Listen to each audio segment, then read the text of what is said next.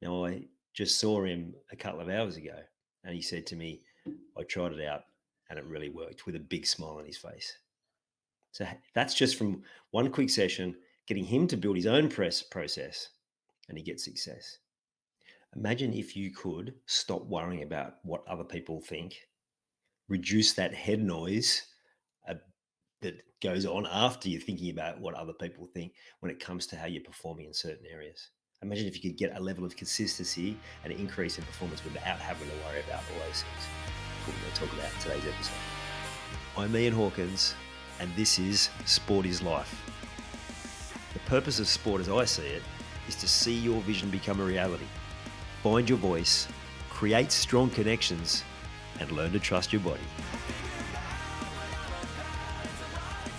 So this week I noted there was a fair bit of scrutiny around Hawkins, who plays for the Sharks. He seems to be one of those players that everyone's either got glowing praise for, or everyone's cutting him down. And I know he's had his fair share of mental health challenges. I also know he works with a mindset coach, which is really cool. And I know the value of that, having one of my own, and also obviously as a coach myself. He talked about this week about that people are going to react how they're going to react. People are going to have opinions about how he's playing, but ultimately, he just wants to come back to his best performance. He's got to shut out the critics. He's got to shut out all that noise, because ultimately it's irrelevant for what he's doing. Now, the reality is any sort of success in your life, whether it's career, if it's in sport, where in business, wherever you've made improvements, it's going to come with some scrutiny. The people closest to you sometimes can be challenging for them when you're getting success, because it shines a light on maybe where areas where they could be doing better. It's not them doing it deliberately. It's a subconscious trigger to how their belief system is, how they feel they are valued, how worthy they feel. So it's going to happen with success. It's also going to come, obviously, if you're in any sort of public eye, and some people are going to take a attempt at cutting you down for whatever reason. I know for me, that was a tool for me. Used sarcasm for many years, and also just cutting people down to build myself up. It's a human trait in response to not feeling good enough for yourself. So how do you deal with that? So it's all well and good to say, well, just shut out the noise, and that's so much easier said than done. And to dive into how you change your physical and mental and emotional reaction is a much longer conversation. But the first point is to go from worrying about the outcome, worrying about what people think, and coming back to a process. And if Nico's working with a mindset coach, and I actually have heard him interviewed talking about this, is he goes back to his process. He's just come back from an injury stint. People are expecting him to play at the absolute elite level, but that's not the level that he's at. He's not at that top rung of players. So he comes back, he plays a role, and he does a solid job, and people want to still have a crack at him. He just comes back to his process. He knew the process. He knew what his role was in the team. He talked about that this week in the aftermath. I came back and I did my role. If that means someone else has got a bigger role because I'm just coming back from injury, then so be it. Really powerful. So finding a process in everything you do is so important. I was working with a young athlete this week, a basketballer, and he was asking me all of these questions. How do I play better? How do I not worry about what other people think? Because he was getting into game situations and really worrying about exactly what was going on, what other people might think, all of that noise.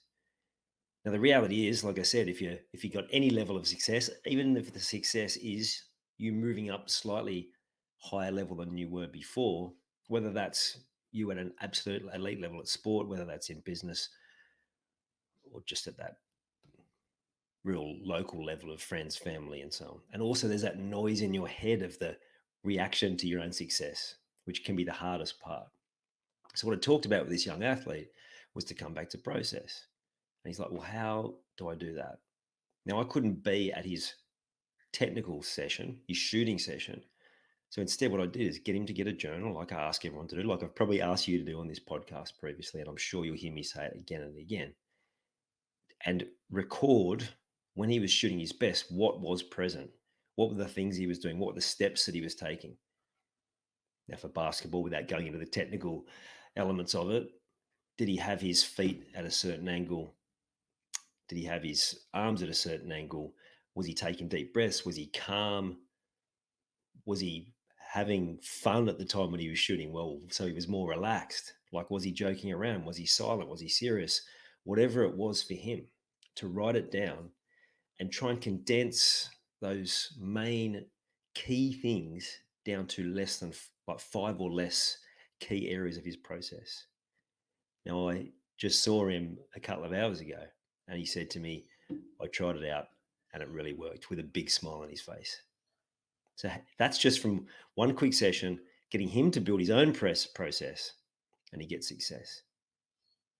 So if you're looking at any area of your life, this doesn't have to be about sport, but if you're applying it to anything, if you want to get healthier, you will have a set process that works at optimum levels for you.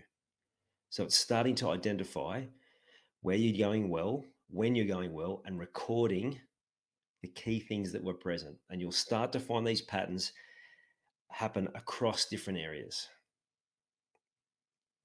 Oh, every time I do this, no matter what it is that I'm doing, I always do it really well. One of those for me is preparation, getting everything ready well in advance.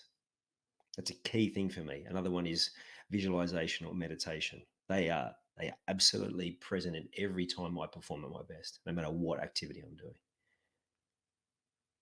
Start identifying what that is for you. Not only will you be able to reduce that head noise around worrying about what other people think, you will reduce your worry about what anyone else thinks, but you'll also start to see your performance go to whole other levels. And it seems oversimplified, and in a way it is. The hard part is having the discipline to do it, and then having the discipline to continue to make that a habit. But that's why the journal comes into it. Even better if you've got a mindset coach that's going to hold you to account and give you the next step along the way as well. Good luck with this. Let me know how you go building your process, and I'll speak to you in the next episode. You've taken the time to listen to this whole episode. Now it's time to take action. Commit to one thing you've learned today and make it happen. And to avoid any obstructions, join the Sport is Life movement by clicking on the link in the show notes.